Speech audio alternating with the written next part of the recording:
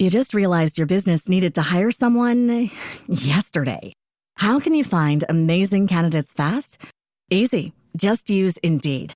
Stop struggling to get your job post seen on other job sites. With Indeed sponsored jobs, your post jumps to the top of the page for your relevant candidates, so you can reach the people you want faster.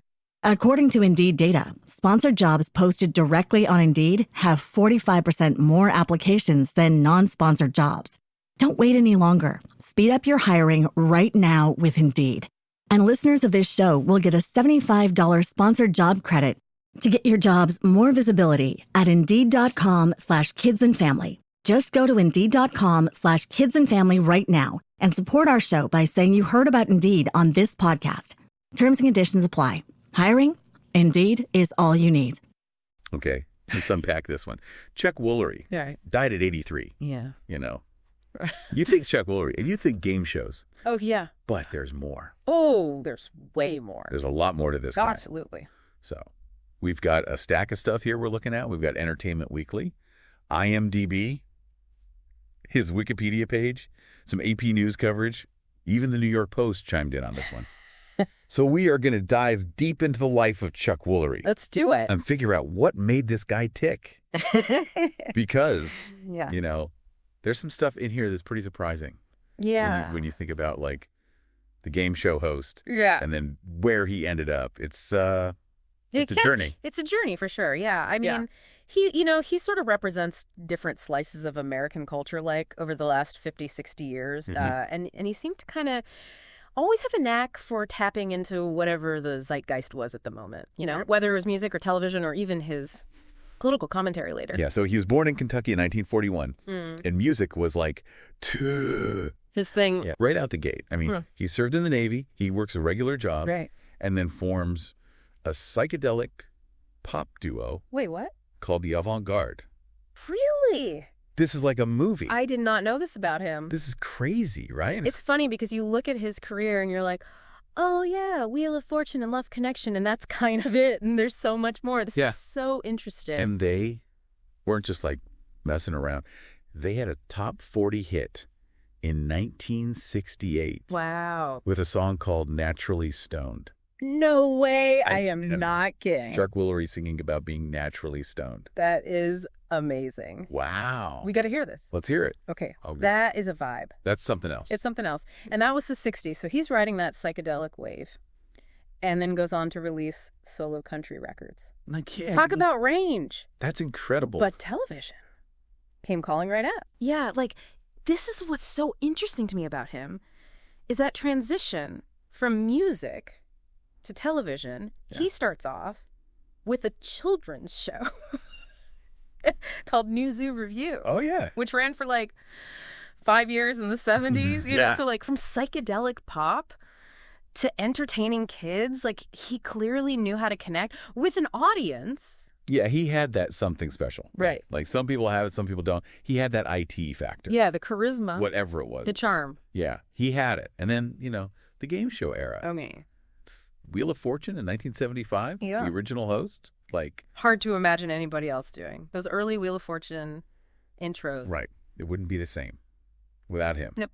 So he really set the tone for that show. He did. And even though he moved on in 81, it's like, that's his show. Right. Right. But then a couple years later, bam, Love Connection. Oh, yeah. Hits the airwaves. And that catchphrase. We'll be back in 2 and 2. I mean, that is just so 80s. So 80s. Perfect. Love Connection was, it was a phenomena. It really was. It wasn't just a game show. It was part of the culture. Yeah. Cultural touch. And he was the face of that show. Absolutely. For over a decade. From 83 to 94. Yeah. And then, you know, ends up in the American TV Game Show Hall of Fame in 2007. Of course. So yeah. It's like, right. That's his thing, right? Right. But then, later in life, he gets a little more outspoken about his conservative politics. That's a bit of a turn, right? It's kind of a different direction from like the lighthearted, you know, fun and games. Yeah. He co-hosted a podcast called Blunt Force Truth. Yeah, I've heard of this. Where he wasn't shy about sharing his opinions. And it sparked a lot of debate, especially his views on COVID. Right. That was a... Yeah, if you think about, you know, Yeah. how celebrities navigate their personal beliefs. Right. When they're in the public eye because, do they stay in their lane? Yeah. Or, That's do they this is what they're thinking. say what's on their mind and risk? The blowback. Was that part of his appeal? Like, was that why people liked him? I mean, it must have been for some people, right? Because he seemed to lean into being provocative. Yeah. But it's got to alienate some of his fan base, too. It probably did. Yeah. It's a tough line to walk, right? It's a tough line to walk. It's a balancing act for sure. It is. Yeah. I mean, he was not afraid to, risk alienating people to stay true to his beliefs. Yeah, and it wasn't. All he has sunshine and roses in his personal life either. He was married 4 times. Wow. Had 5 children. Yeah. And tragically lost his son, Chad, in a motorcycle accident back in 1986. Oh, that's awful. Yeah. So. Yeah. Must have been hard to, navigate that while being in the public eye. Right. Yeah. So continued to connect with his audience, never shying away from expressing himself. Right. Talented entertainer, bold commentator, a man who clearly lived life on his own terms. Yeah, you got that sense from him. He did things his way. Yeah. So what does this all mean? Chuck Woolery, more than game show host, musician, entertainer, commentator, a guy who was constantly reinventing himself. Yeah, I mean, he never wanted to be put in a box. Yeah, and he challenged us to see beyond the surface, right? He did. Yeah.